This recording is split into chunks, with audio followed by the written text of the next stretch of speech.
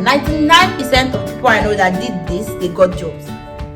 Hi guys, welcome to my YouTube channel. My name is Abimbola. If you're new here, welcome. It's nice to have you on. Today I'm going to be talking about making the best out of your postgraduate degree experience abroad.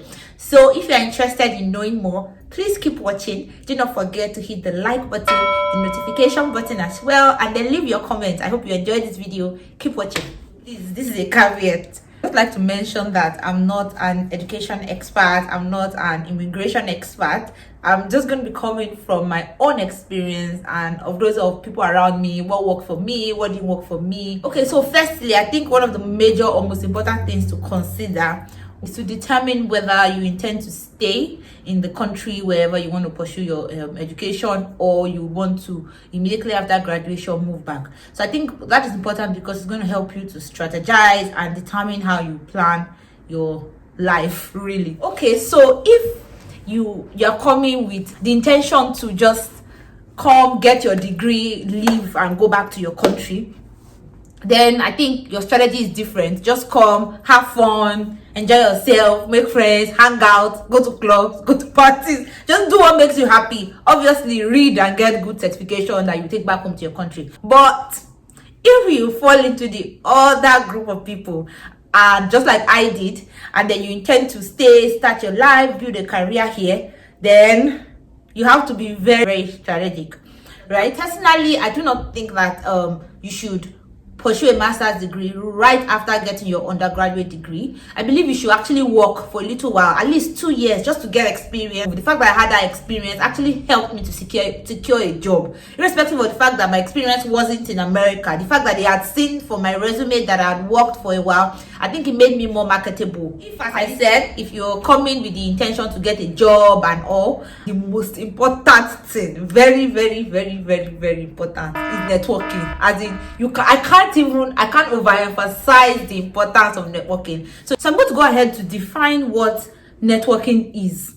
So the Merriam-Webster dictionary defines networking as an exchange of information, services among individuals, groups, or institutions, specifically the cultivation of productive relationships for employment or business. Even them, they know that it's for employment or business. That's why they defined it in their dictionary as cultivating relationships for this sole purpose. 95% of the people I know got their jobs through networking. Okay, so I would not underestimate the importance of getting good grades, because obviously you come to this country, even if you come in with a scholarship and your tuition is fully paid for, most times you have to pay for your accommodation, your upkeep and all. But notwithstanding, I would say that networking is also important. So you can't just rely on the fact that you have good grades and believe that because you have good grades everything's gonna work out. Nah, it doesn't work that way. You'll be surprised that even people that did not study as hard as you did got jobs, and then you that you have all the A's and go, you didn't get it.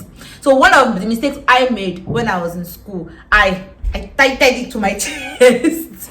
So I just wanted to get A with everything. I didn't care about meeting people. I didn't care about making friends. I didn't care about out. I just wanted to study. Leave that for BSc.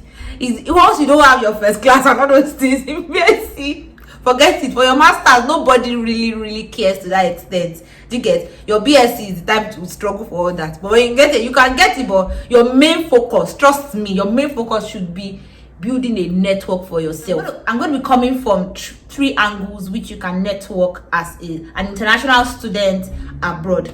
So I think the three ways are LinkedIn, internship, and then your school. As in, once you come into school, your first point of call is, how do I get an internship? That's how you should be planning. I'm just strategizing because most people get it easily. Once they intern somewhere, then they get jobs almost immediately after.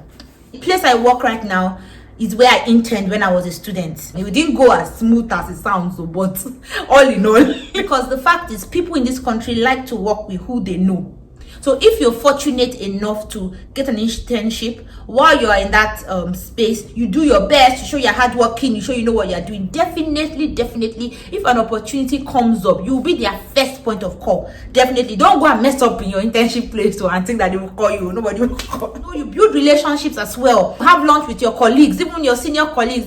Here nobody cares. I'm old, I'm young. You can have lunch with anybody, have coffee with anybody. Secondly, for school now, I would advise that you should take courses with lecturers that are working. It's very important. Most times you take courses, I like this course. I'm not saying you should not take courses you like and you enjoy. You do you, whatever works for you. But one of your strategies can be that you should take courses with lecturers that are actually working, and then where there are older people in class, where your colleagues are much older, maybe they are partners in law firms, they work in developmental organizations. So those are people that will be your friends, those are people that will be your classmates. Not know your lecturers one-on-one. Aside even lectures and classes, get to know them one-on-one. Lecturers are very nice, they are willing and very open to have coffee. So send them emails for coffee, or I'd like to have coffee with you, I'd like to discuss this, they are so open, ready to help you, because obviously they know how much you're paying as school fees. So really, why would they be open to help you? I had a lecturer when I was in school that we were quite close. I used to take my resume to her every time, like, oh, please let me look at it, even when I didn't need to. I just look, so that she just knows me, and I'm building a relationship that way. Along the line, I got an interview for an internship, and I was so scared when I got there. And when I got there, I met the person I was supposed to be interviewing with, and he was like, oh, don't worry, your professor already recommended you. I'm like, yeah, blood of Jesus. So that's how people actually get things, through referrals, through recommendations. Ask questions in class. Some people will even ask the weirdest question. And you're like, nah, you can't be asking this. But later you realize that they know what they are doing, because they want to stand out. They want the person, whoever is teaching, to know them. Go for events. There's so many events. Black Law Students Association. If you are not black, whatever your race is, there will be an association. Join. Get involved in whatever is going on in school. I know someone that got a job because someone that came to speak at an event in school referred him for an opportunity in her firm. So networking is a huge part of the American culture. Like, you would think that networking is just a Nigerian thing. You know, Nigeria, we call it connection, man no man, who you know, who will help you get this, who will help you get that. But here, no. You can't get anything, like nothing done.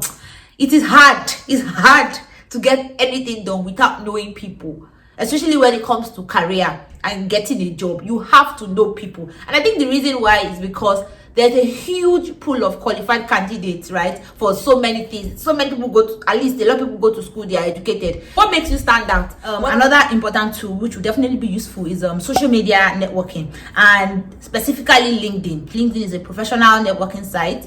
So I would advise you to create a profile on LinkedIn. Make sure your profile is updated. Share things. If you have articles you've written, share it. If you don't have the one someone else has written, share it. Follow people. Go to companies that attracts you. Companies that, I want to work here, I want to work here, so who can help my life, I want to work in this organization. Look for people that are there. Just search, put in the name of the company. You will see people. Look at people that you can resonate with. Probably you have the same race, or they attended your school, or something that connects you, and shoot them an email.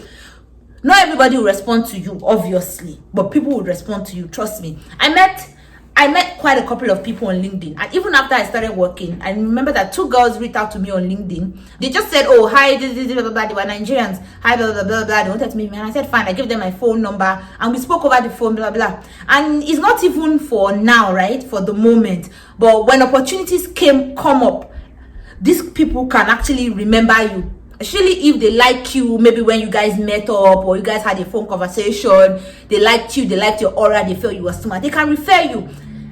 The ladies I said I met, when opportunities came up and someone told me about an internship somewhere in my organization, I immediately remembered them that, oh, these girls, they were looking for this kind of opportunity. And I called them, and this was months after they had reached out to me. And one of them actually even got it.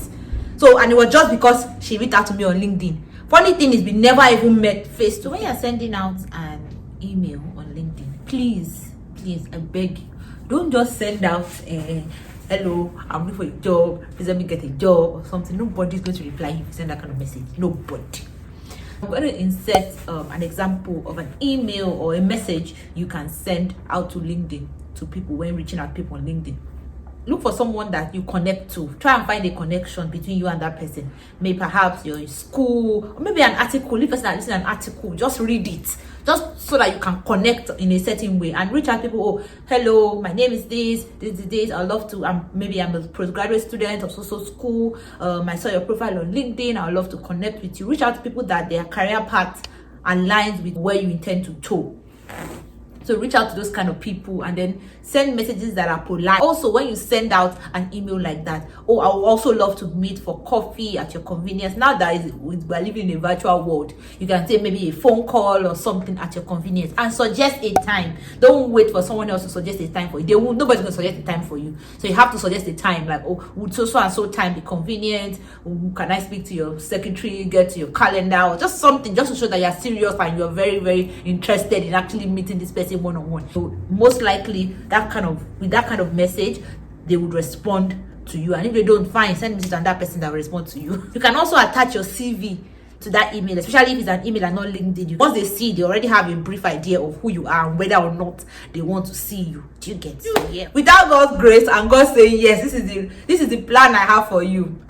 It might not work out. Guys, I hope you guys have been able to learn one thing or two. I wish you all the best in your postgraduate education journey, and do not forget to hit that like button, subscribe to my channel, leave your comments. Tell me what's difficult for you about networking. For someone like me, networking doesn't come naturally to me. I would rather not, because I have my friends already. I know the people I know. I just don't want to just put myself out there. But coming to a new space, coming to a new country, it's just like starting your life afresh. So be ready to put yourself out there, get to know people, build a community, not just in your school, not just in your place of work. It could be your place of worship. If it could be anywhere, you don't know. Every connection you meet, anyone you meet, is definitely for a reason. So whoever you meet at any time, you don't know when this person is going to be useful. So be ready to build relationships, build as in just be building relationships wherever you find yourself. So I wish you all the best. Thank you so much for watching and have a great one. Thank you.